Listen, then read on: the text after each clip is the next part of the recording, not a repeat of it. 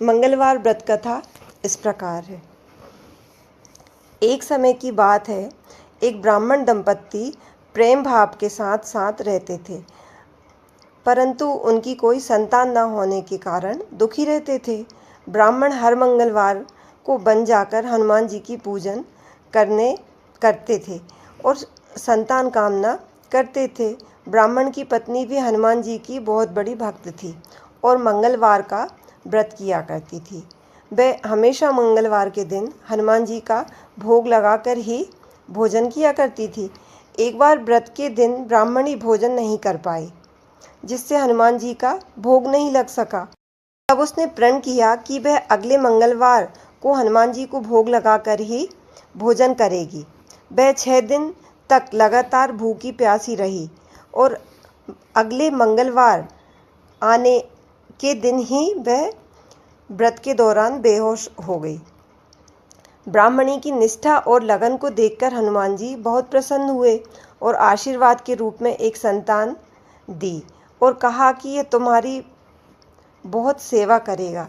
संतान पाकर ब्राह्मणी बहुत प्रसन्न हुई। उसने बालक का नाम मंगल रखा।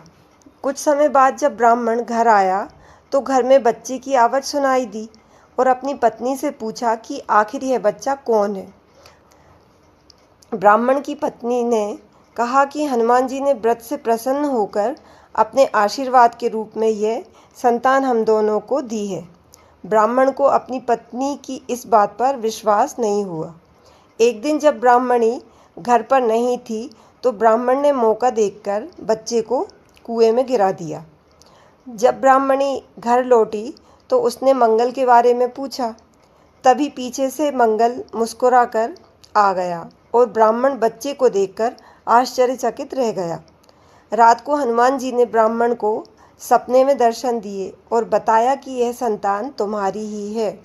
ब्राह्मण सत्य जानकर बहुत खुश हुआ। इसके बाद ब्राह्मण दंपत्ति प्रत्येक मंगलवार को व्रत रखने लगे।